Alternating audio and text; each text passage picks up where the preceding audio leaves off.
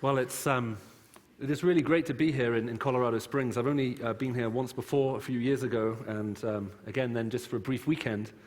And I'd just like to thank all of you who are members of this church, and to Matt for his kind hospitality and very warm welcome, and for looking after me so well since I arrived. Now, the subject we have before us is a vast one, and in many ways, it would be entirely possible to actually give a series of 10 lectures on this one subject alone and still leave a lot of very legitimate questions unanswered and unaddressed. And so, given the fact that the leadership of the church have pleaded with me to finish before midnight, that means, therefore, that as you listen to this, you may very legitimately say, but you haven't touched on this, or what about that question, or how can I, how would you respond to that?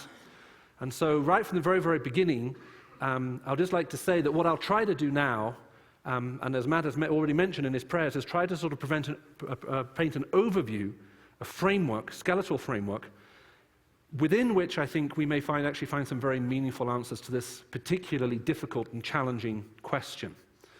At the end of the service, I will be around, and I will stay down and I will try and answer any further questions that you may have. And if indeed it is the case, I would be obviously delighted to pray with you, as I'm sure the other members of the team here would be too. Now, yesterday, when I was at the front, a few of you had questions about things like, do we have a website, and can you download other talks and all this kind of stuff? And if you would like to ask those kinds of questions, then a colleague of mine who actually comes to this church is a member here, Larry Griffith, is down here in the front. You'll be able to spot him. He and I are the two most overdressed members here tonight, so we're easily identifiable.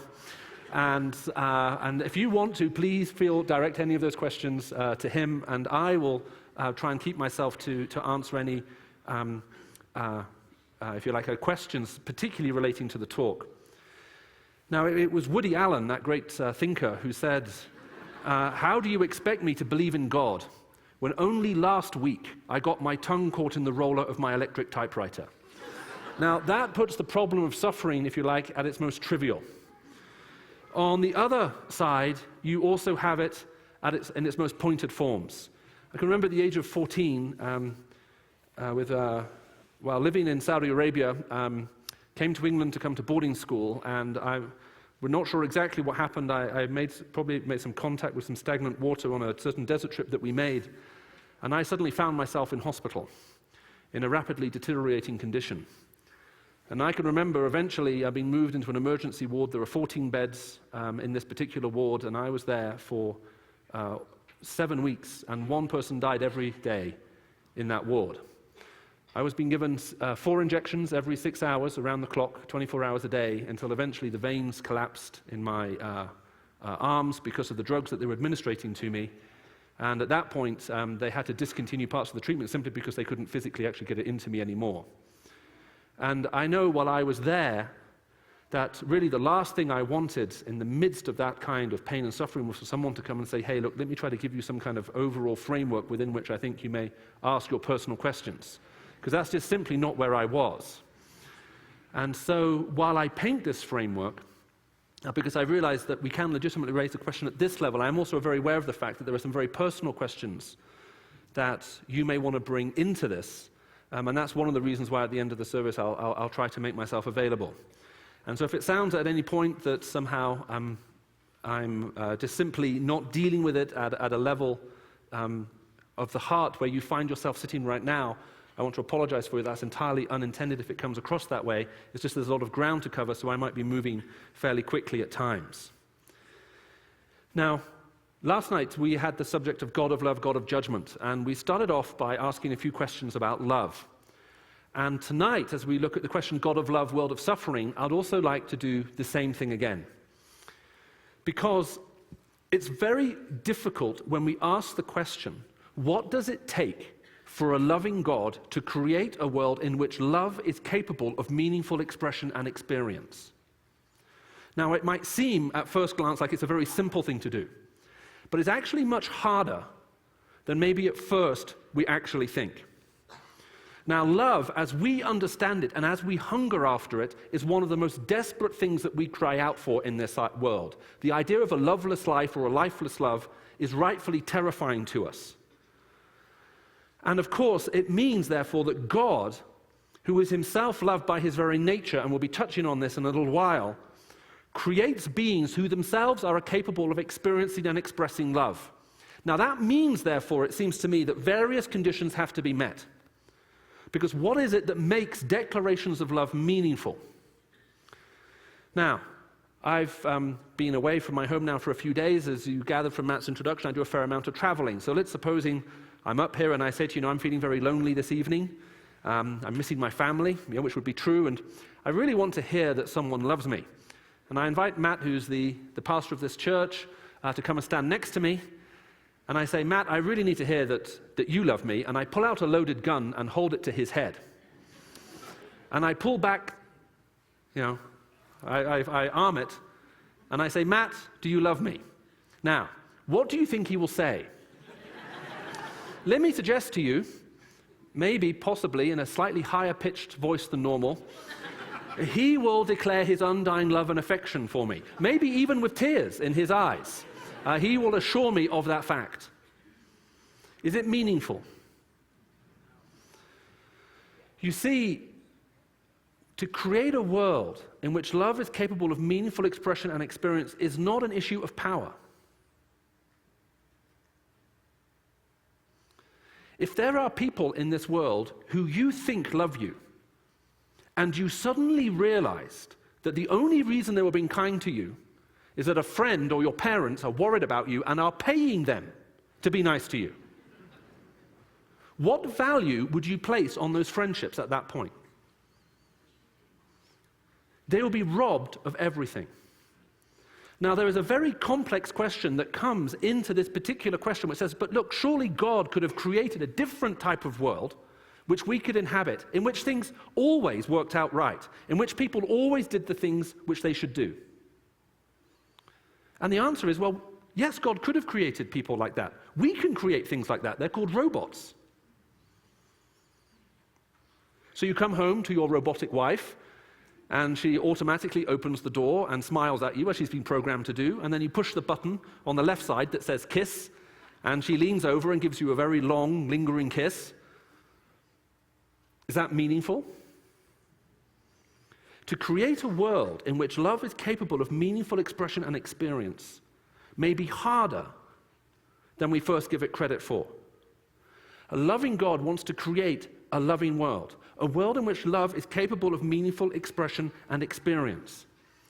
Now, love itself is a relational quality. Love is a quality that exists between two personal beings. Now, there are a couple of things, therefore, that are required for us to experience and love. First of all, there must be more than one. Now, you could wake up in the mirror every morning, look in the mirror, sigh, and go, I'm in love. But that would be sad. Right? There has to be another personal being at the end of it with whom you reciprocate these feelings. And secondly, it actually has to be a personal being. It can't be just any being. It has to be personal. So I know we say things like, I love my car, okay, but in many ways that's also sad. And you're talking to a car fanatic, by the way, this evening. I have a huge thing about cars. Now, when we talk about loving cars, we're talking about something which is possessive, not something which is relational. And it's maybe a very sad hallmark of our culture that even now, things which should be expressions of the deepest levels of intimacy, like sexual union, have actually become more about consumption than about connection. We're actually depersonalizing things that actually should be held deeply personal, which is one of the reasons why I think we're beginning to struggle with the understanding and the content of what it actually means to have love. Loving relationships are morally conditioned. You cannot be in a meaningful, loving relationship without that moral quality to it. Because loving relationships, to be meaningful, require trust. And you cannot give yourself to another. You cannot trust another unless you are both sure and persuaded as to their character, and unless there is a faithfulness between you. And breach of that trust, breach of that faithfulness, destroys that relationship. It's interesting, I was having lunch with morning coffee with some people today, and I was asking them a question, because I noticed in Hollywood and in many, and in the marriage services, which normally happen within the North American context, the question that a man and a woman get asked when they're at the altar to be married, if that's indeed where they are getting married, the question is, do you take this man to be your husband? Do you take this woman to be your wife? Now, that wasn't the case, my understanding is, in North America up until the 50s. Up until the late 50s, early 60s, a different question was asked. Now, that different question, within the English marriage service, within the UK, is still the same question which is asked. You are not asked, do you take this man, do you take this woman, which is a statement of fact. You are asked the question, will you take this man? Will you take this woman? That is a statement of intention. It is a statement of commitment. It's not describing something that you're doing right then and there. Yes, I'm doing this right now. It is a promise, a commitment, a morally binding condition that makes relational love possible and deepen. Now, before I got married, I used to hear people say things like, I love my wife now more with a deeper passion. You know, I have a deeper passion for my wife now after X years of marriage than I did before I got married. I love her more strongly. And I used to listen to people say that, and I used to think, in humility, you know, all my humility, you're an idiot. Either you're an idiot, or you obviously got married not really loving whoever you got married to. Because no one could experience an intensity and depth of feeling I have now in anticipation of marriage. There is no way anyone could feel anything deeper, anything far further, anything more intense than I'm experiencing right now. Well, now I've been married for coming up for 18 years.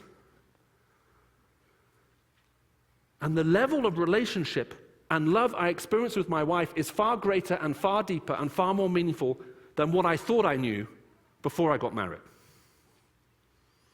Because it requires commitment. Relationships are morally conditioned, and we live in a morally conditioned universe.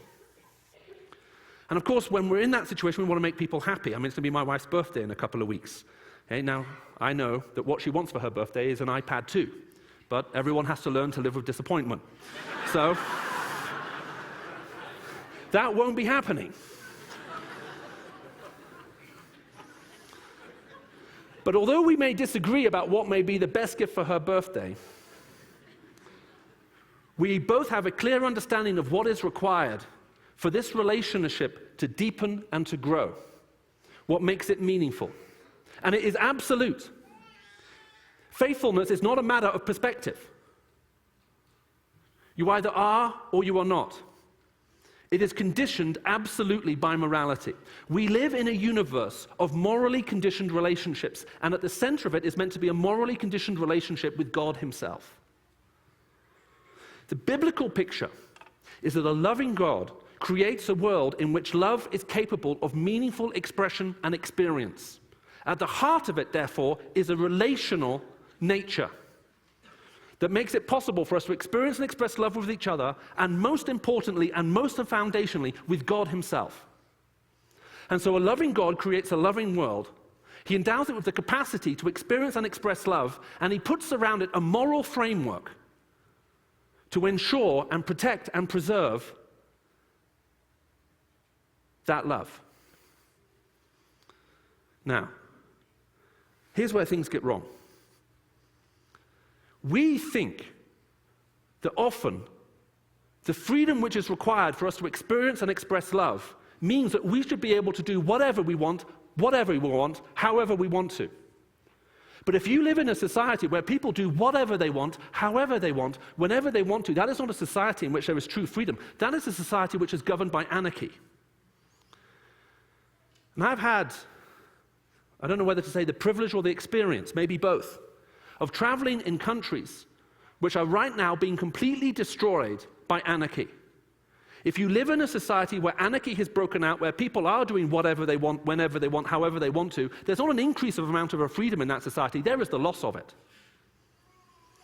Freedom is a moral concept. It only exists within a moral framework. You remove that moral framework, you don't have an increase of the amount of freedom, you have a loss of it. That's why the day after the Declaration of American Independence was signed, and obviously from a British perspective, that was a rather sad day. And on behalf of Her Majesty the Queen, I'd just like to say, if you ever want to end this rebellion of yours, we're more than happy to welcome you home. Now,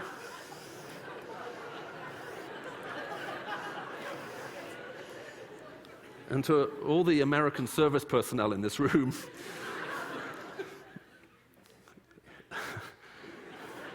some of the countries I go to, which I can't even probably name from this platform, if I ever get caught, please do come and rescue me. Now,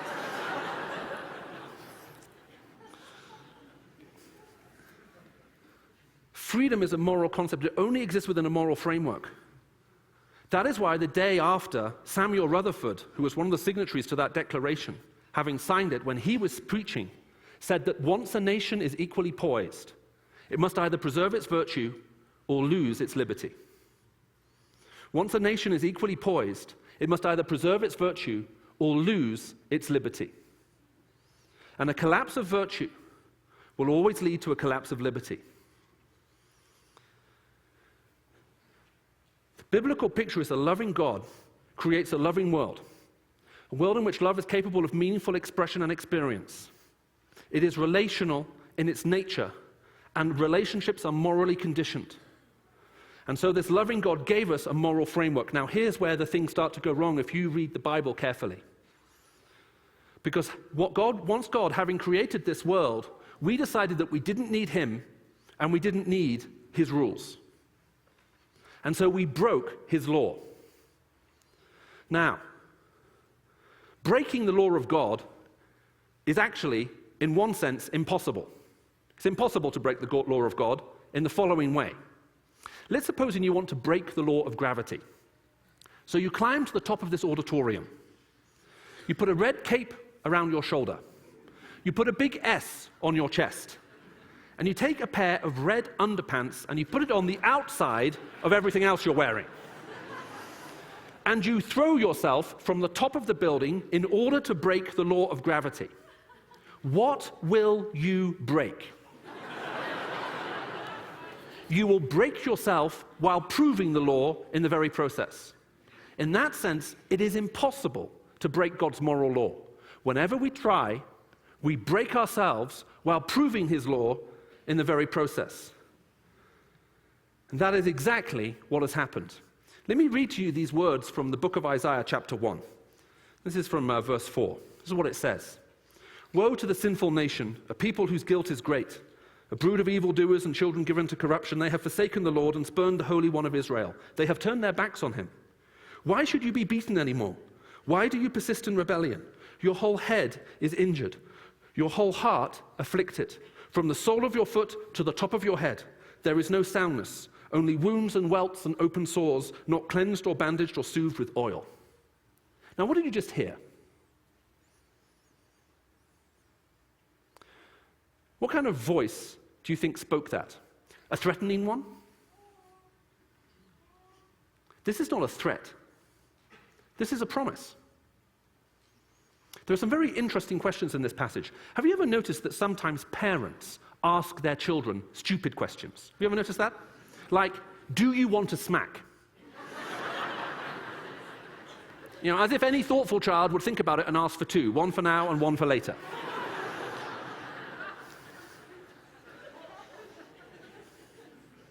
There are some very interesting questions asked here by a heavenly Father, but they are not stupid ones. Why persist in your rebellion? He says. Why do you want to be beaten?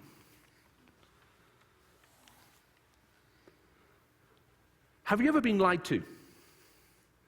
Betrayed by a friend? Stabbed in the back? Did it hurt?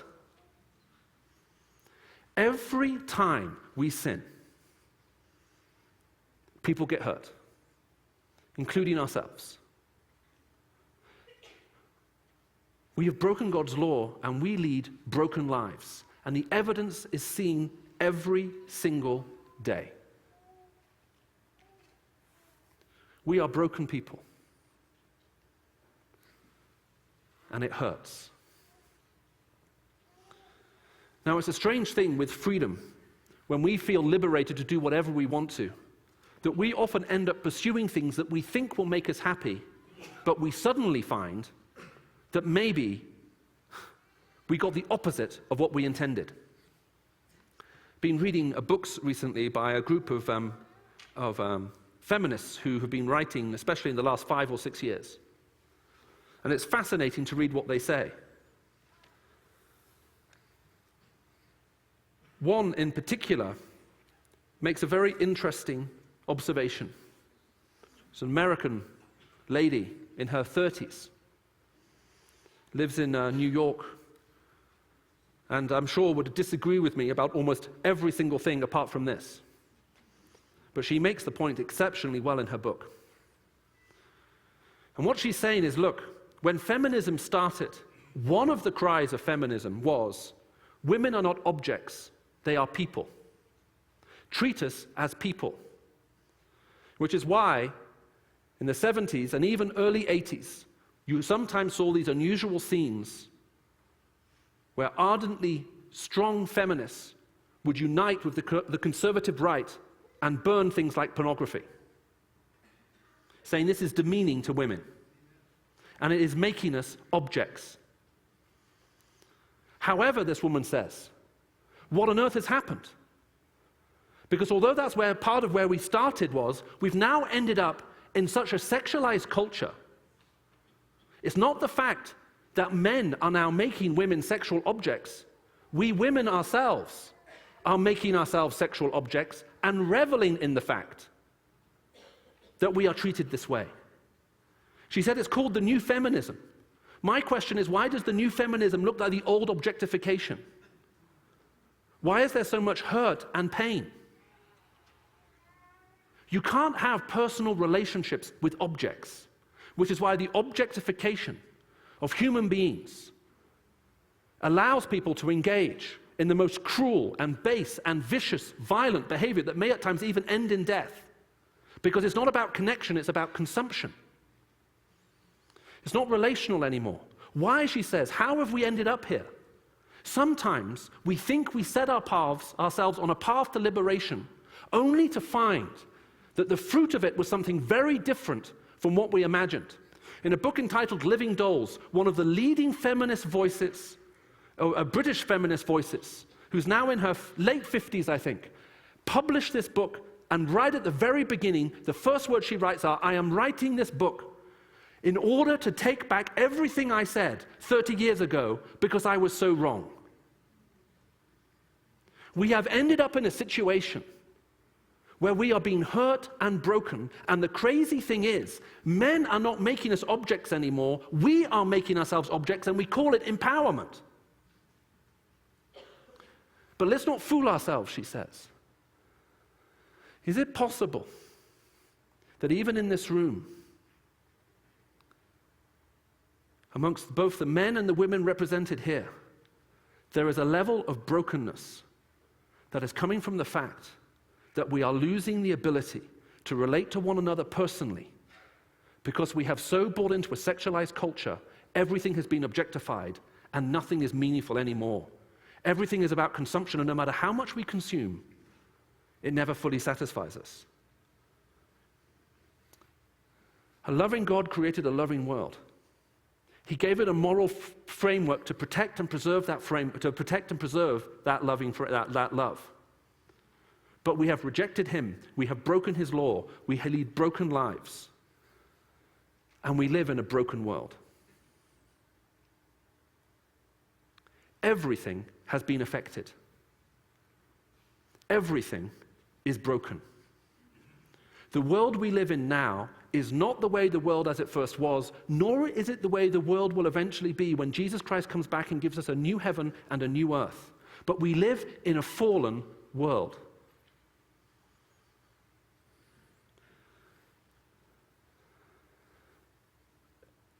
Just after the 2001 tsunami, if you can remember back that far, and I know we are now currently caught up with all the events which are happening in Japan.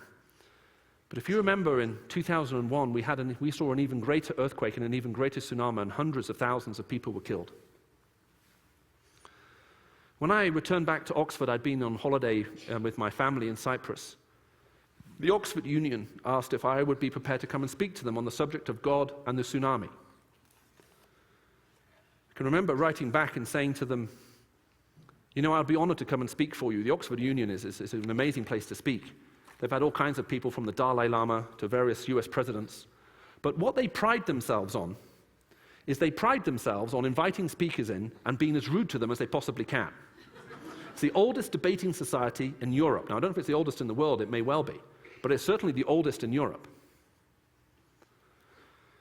Now, I wrote back to them and I said, look, I'm actually happy to come and speak to you, but I'm unhappy with the title. I'm unhappy with the title because it looks like we're trying to pull a crowd for an event where hundreds of thousands of people have lost their lives, and I just don't feel comfortable with that. I said, if you will use the title World of Suffering, I will come and speak to you, and within that context, I will say some words about that. And then you can ask any question.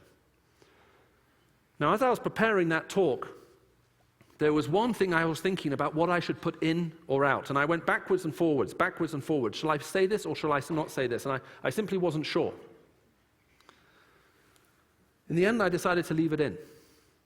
It's what I actually concluded with. And I gave them an outline very similar to the outline that I've actually shared with you this evening. When we came to the end of it, I simply said, look, you may listen to everything I've said today, and at the end of it, you may ask me a question that goes like this. Look, the framework you're outlining may potentially make sense, but when you see something happen on the scale, has just happened now, it must surely cause you to question him. It must surely cause you to question him when you see things happen on that kind of scale.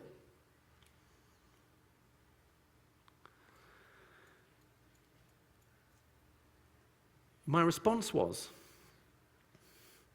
if I saw things happening in this world that Jesus Christ said wouldn't happen, of course I would doubt him.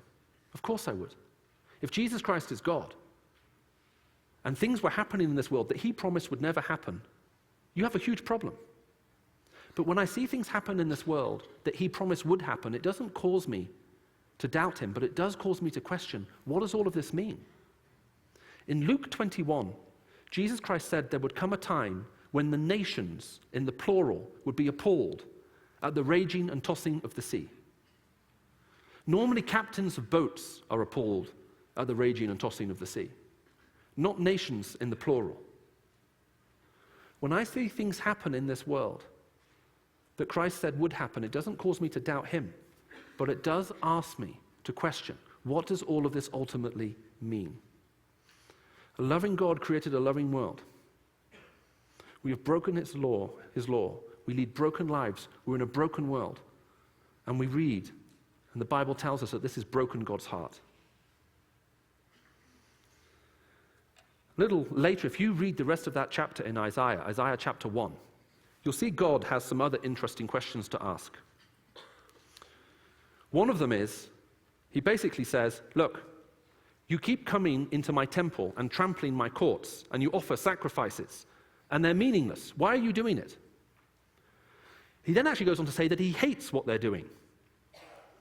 Who ordered this of you, he says, this meaningless offering of sacrifices? And then he actually says, I'm bored of your religious assemblies. I hate them. Have you ever been to church and been bored? God in Isaiah 1 is saying, I am so bored, I hate it. Religion is not the answer. And the religious ceremonies that we invent are not what he's looking for. Some kind of religious observance to placate him in any way.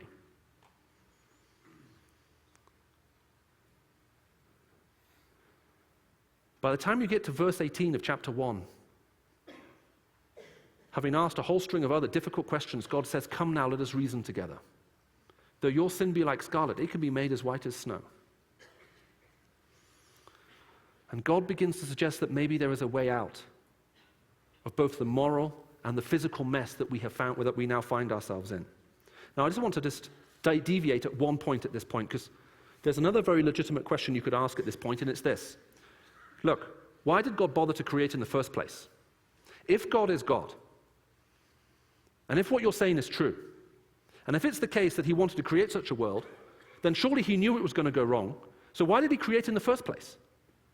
I mean, just look at what is happening. Look at what has happened, even of this unfolding drama over these last two weeks. And as a matter of fact, what has happened in Japan has displaced what happened in New Zealand just a few weeks before that. So why did he bother? Well, let's just say a couple of things again. First of all, God did not create out of any sense of need. He doesn't need us. Now, in some religions, God does need us. When my daughter was born, my first daughter, because I like books, she was given lots of books. Now, one of them was a book by a supposedly Christian publisher that I'll leave unnamed, and it was called Someone to Love. And the story basically was that there was this God, and he was all alone.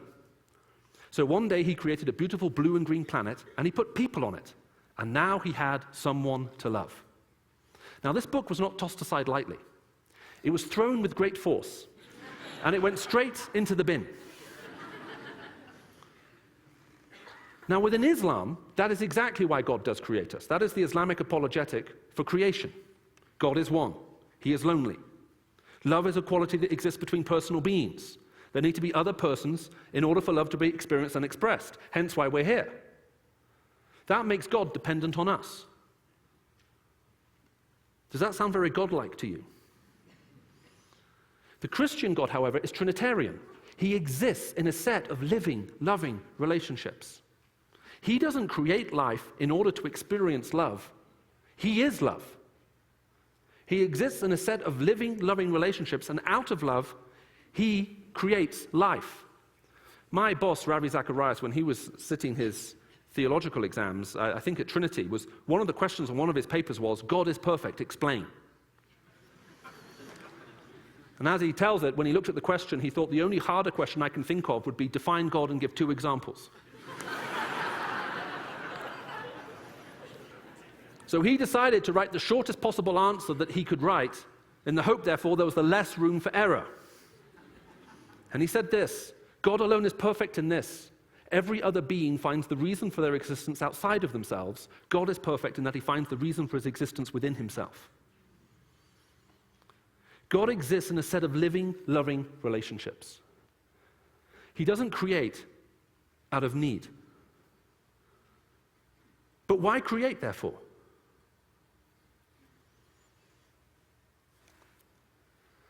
I mean, just look at the cost. Look at the price. Look at everything that you and I have been through. All of the disappointment, all of the hurt, all of the damage, all of the pain, all of the brokenness in this world, all of the untold disasters that have come and have yet to come. Is it worth it?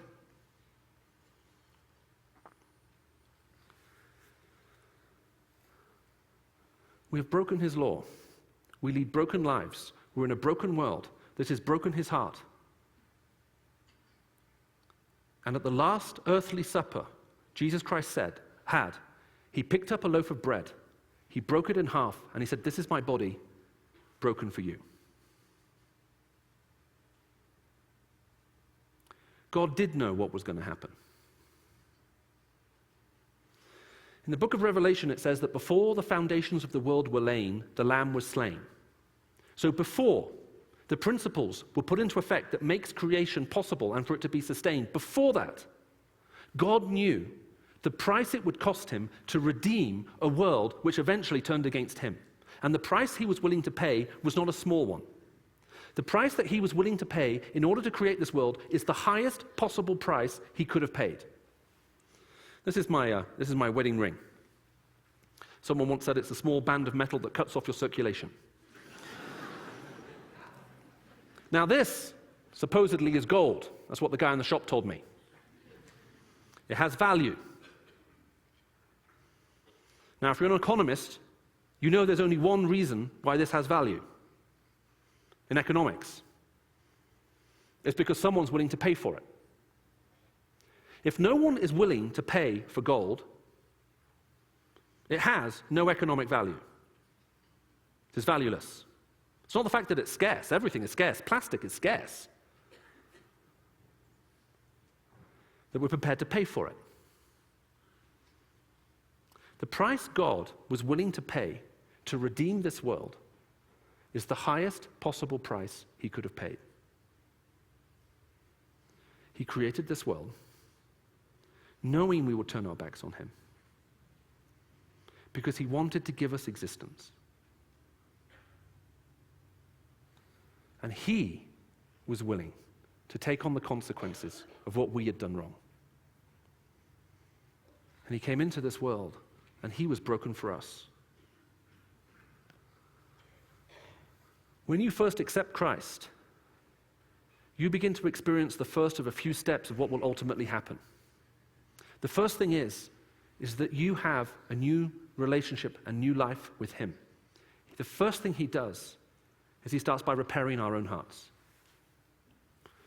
We enter into relationship with him because all relationships are morally conditioned, and if a relationship has been broken, it only can be repaired and it can only be restored on the basis of forgiveness.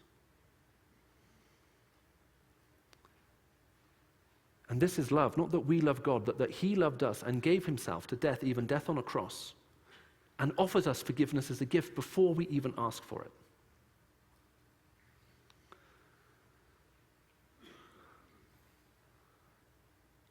And as we walk with him, we look forward to a time when there will be a new heaven and there will be a new earth. You know, we make a few mistakes sometimes when we look at the world of suffering that we're in. We sometimes think that this world rather, is eternal. It will last forever. The Bible says it won't. This earth and this heaven will one day be wiped away, and there will be a new earth and a new heaven. Secondly, we think that our lives are finite, but they're not. We will live forever. And God wants us to live forever with him. God does not promise anyone an easy passage in this life. When I became a Christian, having lived in the kinds of countries that I had lived in, and then getting to know the kinds of Christian ministries that I got to know, you very quickly came to realize that if you became a Christian, it could cost you your life. That if you decided to follow Christ, it's not the fact that life would be easy and God would give you everything you wanted. That decision may end your life. After I became a Christian, there were various things that I was cut off from and denied because I was a Christian. God has given everything to redeem this world, to win us back to him, to give us a new life with him, to strengthen us and sustain us through the suffering that we will know in this world, and eventually a hope to look forward to a world which is yet to come, where he will wipe away every tear, and when we will actually be with him forever. There are no easy answers to this particular question. It's a very difficult and complex one. I think this framework provides at least the beginning of something which begins to help us to process through some of the things that we see. And my prayer is that you might ultimately find in him the peace that's possible to enjoy, even in a world where we do have or suffer all kinds of trials and tribulations, and that you may truly come to know him and find the peace that he has to offer and the hope that he alone can bring. Well, you've listened very well, and may God bless you. As I say, if you have any questions, and I realize that there may be many, please do come and find me at the front, and I'll do the best that I possibly can to fill in the gaps where I've left things out.